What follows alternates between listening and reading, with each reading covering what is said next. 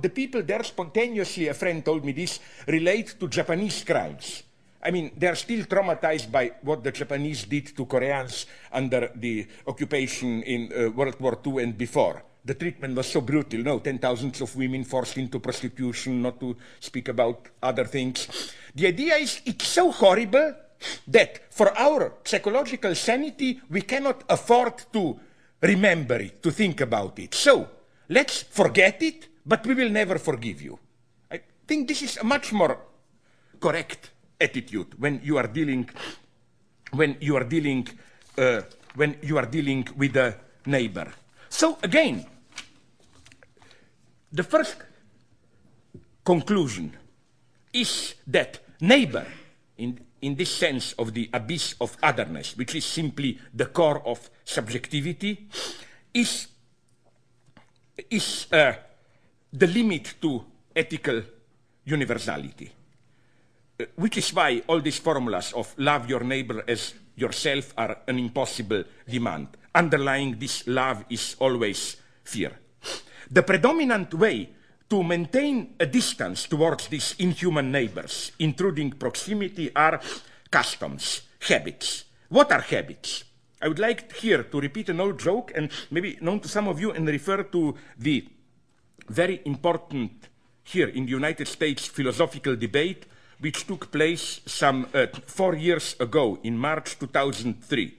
The philosopher in question was Donald Rumsfeld. You remember when he engaged in that amateur philosophizing about the relationship between the known and the unknown. You remember? I quote him, "There are known knowns. There are things we know that we know." It means very simply, like, I don't know, I'm now in Boston and I know that I know this, clear. Then he went on, there are known unknowns. That is to say, there are things that we know we don't know. Also, it's clear, like, I know there are probably some cars in front of this building, but I don't know how many cars are there. But I know that I don't know this.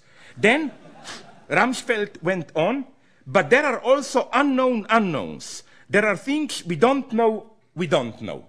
It's clear what he meant. That was his argument. It's not only weapons of mass destruction, which we at least know that we don't know. What if Saddam even has some weapons about the existence of which we don't even absolutely know? So we don't even know what we don't know.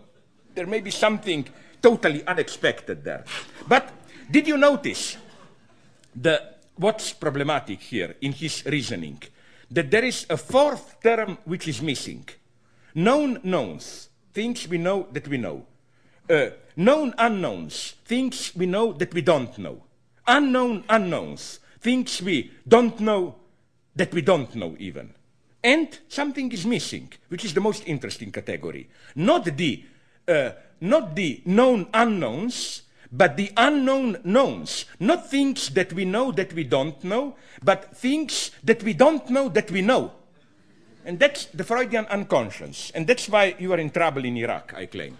Because what the American politics didn't take into account is not some mystery there in Iraq or whatever, but to use this inappropriate name, the unconscious prejudices and so on, all these ideological prejudices, habits and so on, which determined the American politics and military activity without American soldiers and politicians even being aware of it. The problem was here, I think. The problem was not that you missed something, the CIA didn't do well the analysis up there. The problem were all these prejudices, usually racist, cultural prejudices, political miscalculations, and so on, which then brought the result in which we are. And these unknown knowns are located in habits. What are habits? I'm more and more convinced that habits are an extremely interesting dialectical category. They're not as simple as it appears. Okay, we know that every community, in order to function from a university department to whole nations, needs some rules. People obey rules. However, I think these rules are never simple. It's never, these are the rules. If you obey them, you are in, otherwise you are out. The catch is that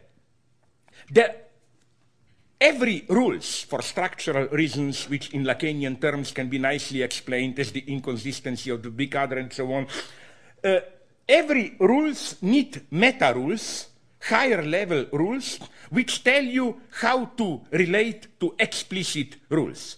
The problem is that rules are never simply rules. We have often rules which explicitly prohibit something, but the message between the lines is solicitation. Like most of the sexual prohibitions work in this way. When father tells a son, don't mess with girls, it's basically, do it, but discreetly. Prove me that you are a man or whatever. And also many social rules are like this. I don't know, when I was in the army and so on, it was always that often a prohibition was a direct call, violate the rule in a discreet way. But then, an even more interesting reversal is the opposite one, the opposite gap. When you don't have explicit prohibition, which between the lines you are called to violate, but you are explicitly allowed to do something, but the message between the lines is you shouldn't do it. Like you are given a certain freedom on condition that you do not use it. And I think this category is very useful in, for example, I will not be too long, my God, time is running. Let me give you a nice example. Ex-Soviet Union, Russia, was in deep crisis in the 90s, in the Yeltsin era. From what friends told me, the main problem was precisely the collapse of these implicit, unspoken rules. Like in old Soviet Union, you knew where you stand. You knew what do you have to do when a policeman stops you. How can you bribe him? You know when you should take authority seriously. You know when something was offered to you, like we live in free society, there is freedom of speech. You knew what this means, that you shouldn't do it. It was clear. And then in the Yeltsin years, it simply wasn't clear.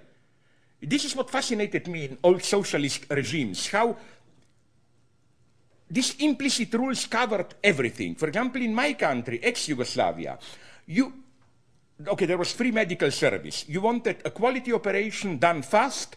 It was exactly codified for what type of operation, how much money, bribery, to what doctor, how much to the nurse, how much to the top doctor, and so on. The implicit rules were clear. The most elementary level of these habits is made, and this I think are rules at its purest, is made of so-called empty gestures. Offers made or meant to be rejected. For example, a friend from Japan told me that in Japan, workers have the right to 40 days holiday every year. However, you are expected to use maximum half of this amount. So I, stupid as I am, I asked them, okay, why don't you simply put 20 days? They told me, you're an idiot, you don't understand it. And of course, they were right. That's the mystery of rules. Why this type of exchange? Let me give you another example, which we have in our country, in my country, or in Europe. I don't know if you have it here. Let's say I compete with my friend for a job. I lose, he wins. It's considered polite for a friend to tell me, listen, I know you deserved it, really, so I will step down and you get the job. But of course, I'm expected to say no. Like, no, you have it, and so on. And that's the mystery of it. Although it's clear to both of us that he doesn't really mean it. It's in a way a sincere lie. We both know it's a fake, but it works. Sometimes you can even save a friendship. And I think that every procedure of exchange, especially like apology, works like this. Let me, in the American style of talk shows, give you a confession. This happens to me with my good theoretical enemy, personal friend, I hope I'm allowed to say this, Judith Butler. When we were last summer together in some summer seminar, I, vulgar person as I am, I did something brutal. I used, referring to her and to lesbians, unnatural bitches. I even prefer to forget what kind of name. Then I noticed she was a little bit hurt. Okay, so life is full of surprises. So I called her immediately afterwards and told her, listen, I'm very sorry, you know, blah, blah, whatever. And she was very kind, of course. She said, listen, Slavoj, I know what person you are. No, this was so nice, kind of. And of course, I know you didn't mean it in any evil way, so please forget about it. You don't owe me an apology. Now, what's the catch here? You got the catch. The catch is that she was able to say, you don't owe me an apology, only after I did offer an apology. And only in this way it worked. If I were to do what would have been logical, and